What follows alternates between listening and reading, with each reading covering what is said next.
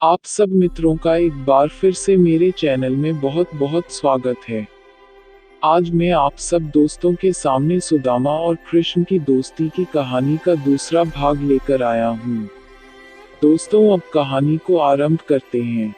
कहानी का नाम सुदामा और श्री कृष्ण की दोस्ती। दूसरा भाग। सुदामा जी कृष्ण जी के महल पर पहुँचते हैं और द्वारपाल जाकर भगवान को कहते हैं कि आपके मित्र सुदामा आए हैं। आगे की कथा पढ़िए। कृष्ण और सुदामा मिलन की कहानी। जैसे ही भगवान श्री कृष्ण नाम सुना तो अपने सिंहासन से कूद पड़े और सुदामा सुदामा कहते हुए द्वार की ओर दौड़े चले जा रहे हैं। इधर सुदामा ने सोचा कि काफी देर हो गई, क्या पता कृष्ण ना आए तो वापस चल दिए हैं। भगवान कृष्ण के पैरों में ना कोई चप्पल है ना कोई जूती।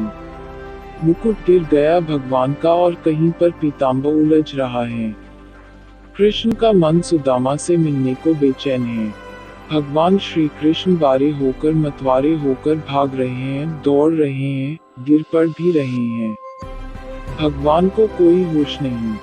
जब भगवान की ये दशा सभी रानियों ने द्वारपालों ने देखी तो सब देखते ही रह गए।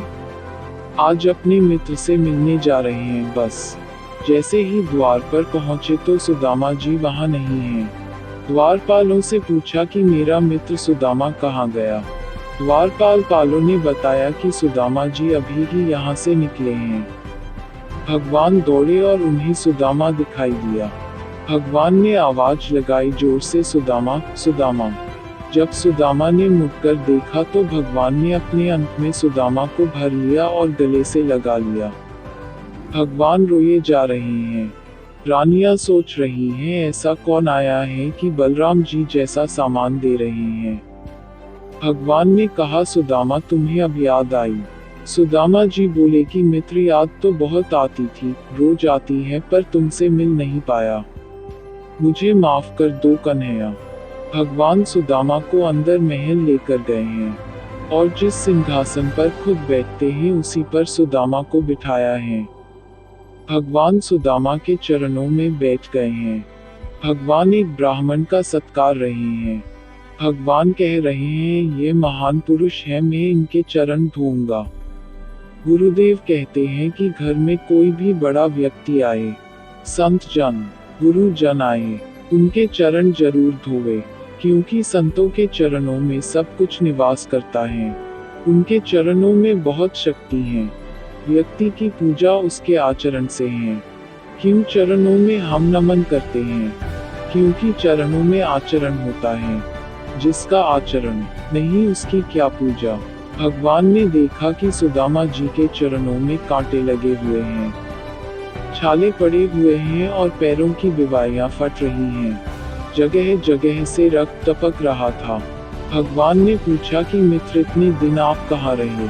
मुझसे मिलने क्यों नहीं आए? आप मुझे क्यों भूल गए? ऐसे बेहाल बेवाइन सो पग कंटक जाल लगे पुनि जोए। हाय महादुख पायो सखा तुम आए इतई न किते दिन हुए। देखी सुदामा की दीन दशा, करुणा करके करुणा निधि रोए। पानी पर रात को हाथ छुए नहीं, नैनन के जलसों पग धोए। देखी सुदामा की दीन दशा, करुणा करके करुणा निधि रोए। पानी परत को हाथ छुए नहीं, नैनन के जलसों पग धोए। भगवान श्री कृष्ण ने अपनी आंखों के आंसुओं से सुदामा जी के पैर धोए हैं। इतने आंसू भगवान के गिरे हैं। भगवान भी रोने के लिए तैयार हैं, लेकिन आप उनसे प्रेम तो करो, उन्हें याद तो करो, उनके लिए आंसू तो आए। जब उनकी याद में आंसू आएंगे तो भगवान भी आपको याद करके रोएंगे। सुदामा भी कहने लगे, प्रभु आप इतना सम्मान दे रहे हो, मैं तो सोच रहा था कि आप मिलोगे भी या नहीं। इतना कहकर सुदामा जी भी रोने लगे और कहते हैं, भगवान आप मुझसे महाराजा जैसा व्यवहार क्यों कर रहे हो? इस तरह से दोनों मित्र प्रेम में डूबे हुए हैं। सुदामा जी महाराज कृष्ण जी से कहते हैं, तू प्रेम ही देता है, प्रेम ही लेता है, प्रेम ही खाता है, प्रेम ही पीता है, प्रेम में सोता है और प्रेम में ही जागता है। प्यारे तू प्रेम से ही बना है और प्रेम में सना है। तू साक्षात प्रेम की मूरत है। सुदामा जी बोले कि हमने सुबह से स्नान नहीं किया है। आप एक रस्सी दे दो, एक कुआं बताओ और एक बाल्टी दे दो। मैं स्नान करके आता हूँ। इतने भोले हैं। भगवान कहते हैं, मित्र आपको किसी कुआं पर जाने की जरूरत नहीं है, मैं आपको यही स्नान करवा देता हूँ।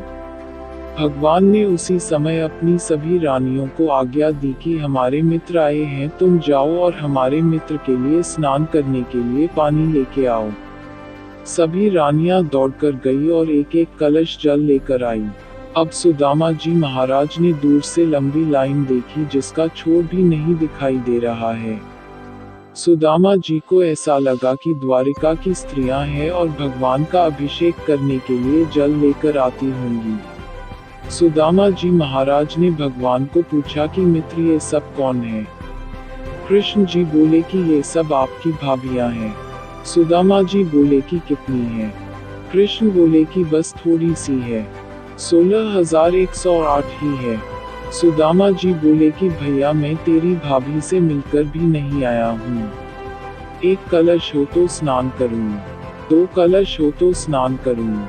यहाँ तो 16,108 कलश है, यदि इतने कलशों से स्नान करूँगा तो 1.5 पाँव हड्डी को शरीर है, यही गोविंदाया नमो नमः। कन्हैया मैं घर तक भी नहीं पहुँच पाऊंगा। तब भगवान ने सभी रानियों से कहा कि देखो री, हमारे मित्र सुदामा बैठे हैं और तुम में से कोई एक हमारे मित्र पर जल डाल दो। रानियां बोली कि आप आज्ञा कीजिए, कौन सी रानी जल डाले? भगवान बोले कि अब ये भी धर्म संकट, एक का नाम ले तो दूसरी नाराज हो जाए कि अच्छा भगवान इस रानी से ज्यादा प्रेम करते हैं। पास में उद्धव जी महाराज खड़े थे। भगवान ने कहा कि उद्धव तुम मेरे मित्र को स्नान करवाओ। अब उद्धव जी बहुत ज्ञानी हैं। उन्होंने एक खाली कलश मंगाया और सभी रानियों के कलशों से एक एक चम्मच जल लिया और उस खाली कलश को भर दिया और भगवान को दी। भगवान को दिया कि प्रभु अब स्नान करवाइए। भगवान ने अब सुदामा जी को स्नान करवाया, सुंदर कपड़े पहनाए और धूप दीप से अपने मित्र की पूजा की है। सुदामा जी बोली कि यार तू आरती उतार रहा है और यहाँ पेट में चूहे कूद रहे हैं, मुझे भूख लगी है। देखिए बहुत भोले हैं, कोई संकोच नहीं है। भगवान को कह दिया कि मुझे भूख लगी है। भगवान बोले ठीक है आप बैठिए, आपके लिए भोजन का प्रबंध कर देता हूँ। महल में हजारों नौकर है लेकिन भगवान ने किसी से सेवा नहीं ली।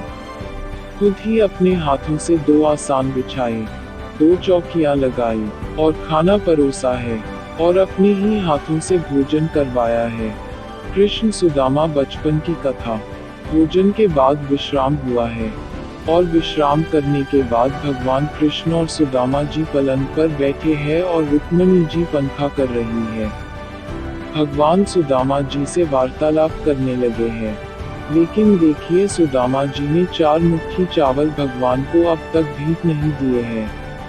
काख में उस पोटली को दबाए हुए हैं, इसलिए भीख नहीं कर रहे हैं कि कृष्ण द्वारिका का राजा है और मैं एक गरीब हूँ। अगर मैं इन्हें चावल अर्पण करता हूँ तो कहीं मेरे कृष्ण का, मेरे गोविंद का अपमान न हो जाए, क्योंकि मेरे गोविंद को लोग बड़ी बड़ी वस्तुएं देते हैं। क्या मैं 4 मुट्ठी चावल दूंगा भगवान को? ये रानियां क्या सोचेगी कि बस ये 4 मुट्ठी चावल लाया है भगवान के लिए। सिर्फ इस बात को सोच के सुदामा जी चावल की पोटली काख में दबाए हुए हैं। लेकिन भगवान एक बात यहाँ अपने मित्र को बताना चाहते हैं कि आपके जीवन में गरीबी क्यों आ गई। भगवान बोले कि मित्र आपको वो दिन याद है जब तुम और मैं उज्जैन में संदीपन ऋषि के आश्रम में पढ़ते थे? सुदामा जी बोले हाँ याद है मित्र, गुरुमा की आज्ञा से हम वन में लकड़ी काटने गए थे। एक पेड़ पर बैठकर तुम लकड़ी काट रहे थे और एक पेड़ पर बैठकर तुम लकड़ी काट रहे थे। देखिए भगवान बात तो सुदामा से कर रहे हैं लेकिन भगवान की नजर उस चावल की पोटली पर है। सुदामा जी ने देखा कि ये बात तो मुझसे कर रहा है पर इसकी नजर तो और कहीं है, कहीं मेरी पोटली तो नहीं दिख रही। सुदामा जी ने देखा तो थोड़ा सा कपा दिख रहा था। सुदामा जी ने पोटली थोड़ी अंदर कर ली। भगवान फिर वार्तालाप करने लगे कि मित्र, उसी समय बहुत जोर से वर्षा होने लगी थी। तुम भी पेड़ के नीचे बैठ गए थे और मैं भी बैठ गया था। और गुरु माँ ने कुछ भुने हुए चने दिए थे और कहा था कि भूख लगे तो खा लेना। जब तुमको भूख लगी तो तुम चने खाने लगे, और जब मैंने तुमसे पूछा कि गुरु माँ ने कुछ खाने को दिया है क्या, मुझे जोर से भूख लगी है, तुमने कहा था कि मित्र, गुरु माँ ने कुछ खाने को नहीं दिया।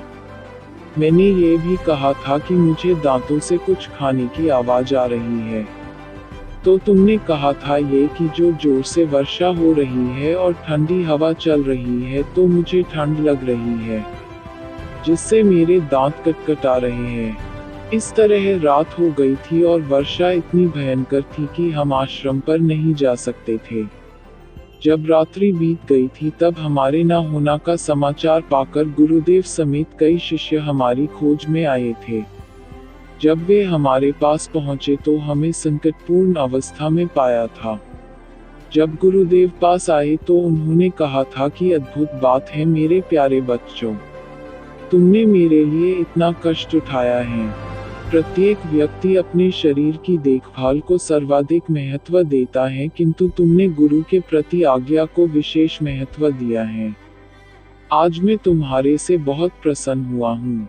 इस तरह से गुरुदेव के साथ सभी आश्रम लौटे हैं। तब गुरु माँ ने कृष्ण और सुदामा दोनों को गले से लगा लिया है। भगवान कृष्ण गुरु माँ से कहते हैं कि मैया, मुझे कुछ खाने को दे, जोर की भूख लगी है। माँ ने बोला, अभी लाती हूँ। फिर माँ अचानक पूछती है, कान्हा, जो मैंने भुने हुए चने दिए थे वो तुम दोनों सखाओं ने आपस में बांट के खाए थे ना? तब सुदामा जी ने कहा कि नहीं मैया, मुझे जोर की भूख लगी थी, सब चने में ही खा गया था। उसी समय गुरु माँ को क्रोध आया और श्राप दिया कि सुदामा, आज तूने भगवान के हिस्से की चीज खाई है, तेरे जीवन में गरीबी बनी रहेगी। फ्रेंड्स, मुझे आशा है आप सबको कहानी पसंद आई होगी। आप सब अपना ध्यान रखिए। Take care, bye. Please subscribe my. कहानी का अंतिम भाग जल्दी आएगा। बाय।